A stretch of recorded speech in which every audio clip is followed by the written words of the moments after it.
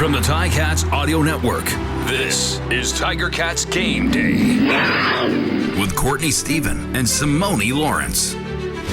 Welcome to Tiger Cats Game Day on the Ticats Audio Network. It is Friday, September 27th. It is 7:30 p.m. in Vancouver, but if you're on the east side, it is 10:30 p.m. tonight when the boys in black and gold look to extend that streak to 4 in a row. Bo Levi and the rest of the Ticats invading BC Place. And I'm here with Simoni Lawrence to get you ready for the game. Sim, you got the 21 on. I know your game ready, man. Tell me how we're feeling this week. Hey, Bo Levi Mitchell. That's a 3-game winning streak for that man in them overalls, by the way. Buckle up. 3-game winning streak by that man in them overalls, by the way. And to go to Toronto and win a classic. Courtney, you know how sometimes you up real late at night and you watching TSN classic games and you see some of our games like us in 2016 when we opened up BMO and beat the dog crap out of Toronto Argonauts? That's the kind of game that they played last week. That's going to be on those classic games for sure. Yeah. The boy Legio was out there looking like Reggie Miller. He was putting them up for 3 all over the place.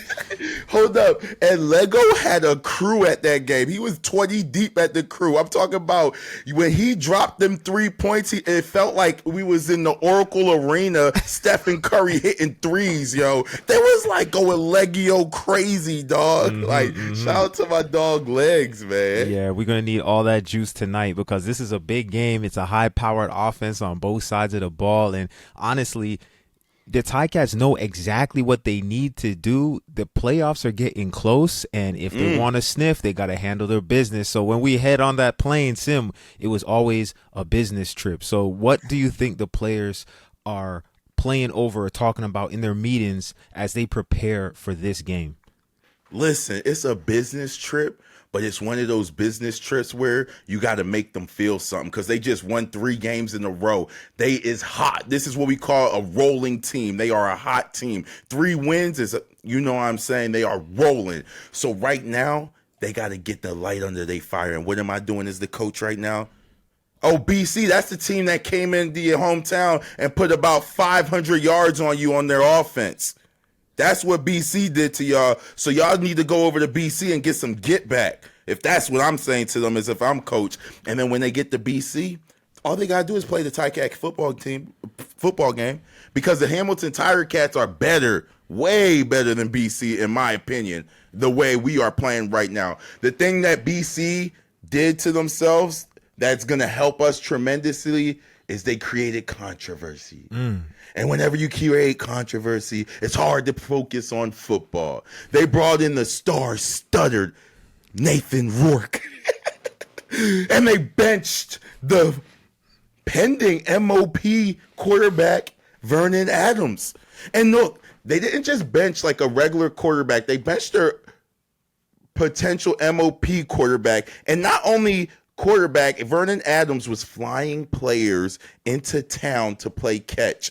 You know, so the locker room split. I don't care. Y'all don't look. I don't listen to. I listen to me because I know football at a high level. The locker room is split. Some people like, man, they did you wrong, Vernon, and some people like, Nathan, you're our hero. You know what I'm saying? So we need to go in there and put it on them fast and early. And yo, the Hamilton Tiger Cats look like such a fun football team to watch. It's not even like it's just good football. It's just so fun to watch, like with all of our weapons. We seen Brandon O'Leary step in and get a big catch. Yo, he had an amazing week of practice. He was mossing people. And then we seen Tim White being Tim White, getting a key first down. James Butler played last week and did a good job catching the ball to get the first down and we get the winning drive.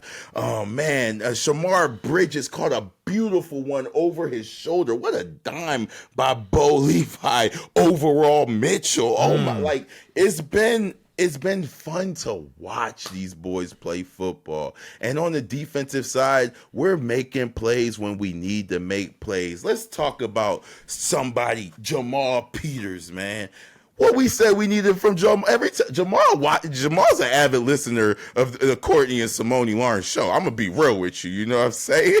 So Jamal Peters decided to be great per usual. You know, during that game and making plays. It's just such a great athlete. Casatonis, our Canadian boy at free safety. Go get you another one. I got something. What, Courtney? I'm so sorry, but I got something for Casatonis. Look, Sim, you gonna run down the whole roster before the show really starts? Okay, I know, but I'm gonna give it right back to you. I'm just ad-libbing right now. Go. Because I was thinking about something. My brain's insane. You remember? so I was thinking about this, Cass, bro. I was mad at myself the other night, but you know I'm a real person, so I gotta be real about it. I was talking about Ford because, you know, Ford's been having a real good game over there in Winnipeg, and he was playing every Canadian safety that played Rourke get an interception against him. Do your homework on every Canadian safety that plays Rourke gets an interception on them, Cass. And I just had to let you know, give you some information you can use. I love that interception in Toronto. We needed that, and I appreciate that. And we got some major points out of that. So that was a hell of a play, Cass. Glad to see you back in action. Man, let's talk about making some plays, because in the last 4 games under Chris Jones, this defense has gone from averaging 0.4 interceptions per game to averaging 2 of them things. So really, it seems like now maybe the guys are getting in better positions. Maybe they're creating the pressure that's getting the errant throws to give them the opportunities. But whatever it may be, east, north, south, or west, wherever they throw the ball, it seems like there's always some Ticats in the area. And not only that, we've reduced the amount of points allowed from 33.4 down to 26.5. Combine that with the fact that you got the first quarterback to crack 20 passing touchdowns in Bo Levi, the first quarterback to crack 4,000 yards in the CFL, Bo Levi, and you got some cold receivers outside. What are we doing? What are we doing, Sim? This is a matchup. Yo, this is a matchup. Courtney giving them clips, bro. Courtney was just giving me clips. My Spotify listeners, I was getting the clips from Courtney just now. And you're absolutely right, yo. It's crazy because I'm not worried about BC right now. It's us versus us. I'm telling you, we are literally competing against ourselves every single game. I don't care what team we play. It looks like the Hamilton Tiger Cats are just trying to get better every single week. I don't care who's in front of them. They are just trying to get better every single week. And I feel like when you go in with that kind of atmosphere, knowing that it's you versus you focus on what you can do, and that's all you need to do. Come on, man. It's finna be a breeze. Yeah, that's a dangerous place to be, and controlling the controllable factors. That's always what the greatest coaches say. So let's just talk about a few more tactical things with this game, because on the other side, they've got, like we mentioned, the quarterback. It's a passing attack based offense, though they do have a running back who's approaching 1,000-yard season. Justin McInnis is the leader in the league in receiving touchdowns and receiving yards. Hey, he has 1,169. Talk to Courtney, me. You said Justin McInnis is what? It's so quiet, though, you know? Like, he making plays, but it don't feel like when Tim White make plays, you know what I'm saying? It don't feel like when Shamar Bridges make plays, you know what I'm saying?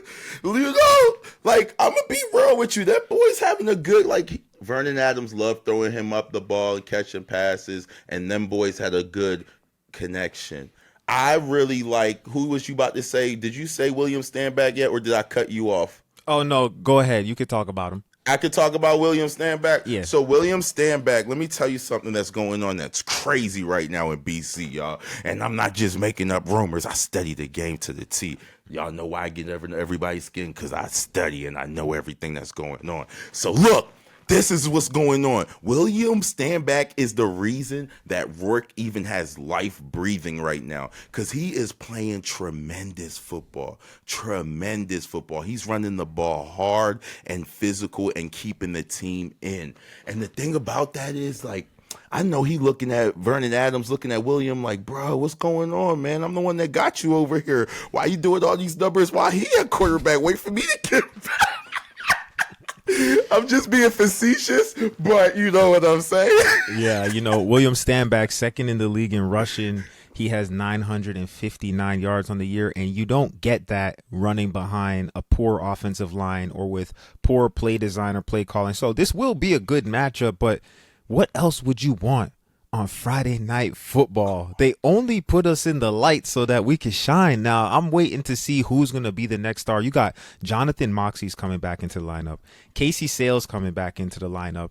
This defense is looking like they want to make some plays. Hey, you forgot one, Courtney. Come on, man. We got, all CFL is about to be, you're going to start voting on all CFL pretty soon. So we got a couple of people who. What's the running back name that just got back into the lineup, Courtney? Do you got one on you? Was it Bell? Do you got one on you?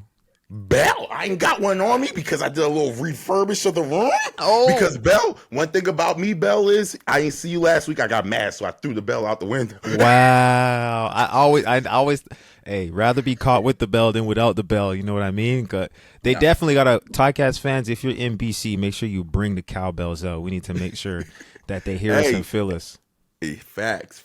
And Courtney, we was talking to Matt Afnick today, president of the business side, and he was telling us like, "Yo, what's up with the 10:30 game?" You know what I mean? It is quite late. It is quite late. That's like 7. They playing at 7:30 in BC, which means it's 10:30 over there. So let me tell y'all how we used to get ready for these games. Well, this is how I used to. I'm told y'all my brain's insane. So this is what I used to do when I used to get ready for these kind of games. It was my favorite week going to BC because that means I got to take a nap right after practice and I got to stay up all night. I used to go to my favorite places in the city, drink some water, dance a little bit. And if you look at the numbers, I always had great games because I was making my body accustomed to being up at 10:30 at night because we don't practice at 10:30. We're normally in bed getting ready to get back in the office by 6 in the morning. So you have to have your body ready to be up at 10:30. So the boys are, look, we got Drew, our equipment guy. He knows everything about everything. And I'm sure he had them boys on task. And Coach Orlando, I keep calling him Coach Orlando. President Orlando, I'm sure he sent one of them messages saying, hey, y'all boys go get a workout late at night if you want. You know what I'm saying? We stay ready, so that's not going to be a problem. Yeah, there's a lot of excuses you can make when you're traveling across 3 time zones and getting into some weird sleeping habits and whatnot. For me, I always used to just drink a little coffee or something like that in the locker room right before the game, chew the gum, throw some cold water on your face, whatever you got to do. But when that ball gets kicked off, it ain't no time to be tired. It's time to go make plays. No time to be tired. Because, look, either you go wake yourself up or somebody go wake you. And they ain't gonna nudge you nice like your mom used to when you're sleeping in. Nah, not at all. That's it. So, all right, Sim. So to win this game, the Ticats have done it a number of different ways as of late. When they're playing against Ottawa, they were forcing a lot of turnovers. When they played against Toronto, they had to hit 6 field goals. So what is the strategy here? Is it three phases of the game? They have to play a complete game, obviously, without giving the ball away, which is something they've improved on a lot lately. Mm-hmm. They've created explosive plays. Bo Levi Mitchell has got 19 completions over 30 yards. And, on the defensive side, it's like they've been creating some pressure. So what's the formula to success in this one? It's going to be stopping the run on defense. We're going to get challenged with the running game with the William Stanback. And because the coaches over there know they have a struggling quarterback at quarterback. And the way that these boys trend upward is when William Stanback is having a great game. So the Hamilton Ticats defense is going to get tried a lot in the running game. The thing about the running game, and that could also get you behind the sticks. What I mean by behind the sticks is every time on first down, the offense wants 5 yards or more, or else they're behind the sticks. And if you get behind the sticks, it's a harder play calls, easier to play calls for the defense, and that can cause a lot of 2-and-outs. And the thing with that is our offense could help our defense out tremendously by putting points on the board, because once you get behind the board Let me talk, bro. Zach, don't even edit this, bro. Let them know that I'm not perfect, but I'm perfect most of the time. It's like, so once you get behind the score on the board, you can't get behind the sticks because now you're behind too much. And it's a tongue twister, football stuff. Yeah. So what our offense has to do is get points on the board fast and often to make BC negate that running game that they want to lean on. Okay, got you. So don't get behind on the board because then you can't get behind on the sticks. Oh, got you. That makes sense. Look, for y'all that don't know, Courtney Stevens is literally ChatGPT, Grammarlink, and all the above, y'all. That's why this show's so easy for me. You know what I'm saying? I got ChatGPT and Grammarlink right here. Let's go. Teamwork makes the dream work. See, we've been doing this for a long time, man. You go high, I go low. That's it. You feel me? That's it. Okay, so I'm excited to watch this game. There's a lot at stake. I mean, what's understood doesn't need to be said, but the Ticats are making a run. There are a few games left in the season, and like they say, you have to be healthy and you have to be hot at the right time. It is time for the Ticats. And Sim, look, it looked like you stayed ready. You just swapped out the fresh 21 for the other 21 for the other 21. Can you tell me what you got on your head right now? Oh my, hey Courtney, I'm glad you asked. This right here, this is the I miss you hats. You know what I'm saying? This is like what all the 21 fans that miss Simoni, miss some loved ones. You know, this is what the hat they wear. This black one, this is for like a Jamal Peters, Bo Levi Mitchell, you know, because this is a built different, you know, when you face a little bit of adversity like Bo Levi and you still come and handle your job because you just built different. You don't feel that you got benched this season and you're still the best quarterback in the league right now playing football, and that's just the facts. He would definitely be wearing the 21 gold hat because he's built different, you know what I'm saying? And then like, this one right here, this the Stay Solid hat, you know. This hat that Jamal Peters probably going to wear because he had a great season this year and he just re-signed with the Ticats, so that means he stays solid, you know what I'm saying? And then I miss you because you know they miss me, you know what I'm saying? At the end of the day, you know. We just stay built different over here. Okay, bro. All right. So if you built different, then you know what to do. It's game day. It's Friday night. It's 7:30 if you're on the west. It's 10:30 if you're on the east. And if you can't make it out there, because I'm not going, you know, I'm gonna check it out on the TV with the Ticats.ca/listen playing in the background so that I can hear RJ and Luke give me the call. That's the best call and the only call that you need for this game. Sir. So I mean, for 21, it's 22. His name is Simoni. I'm Courtney Steven. And hold up, Sim. I forgot. What's the thing that we say? What do we say at this point in time? I think it's like life is like a sandwich. You know what I'm saying? No matter which way you flip it, the bread come first. Man. Let's go. Always appreciate y'all rocking with us. Have a great game day. This man got so many hats. No cap.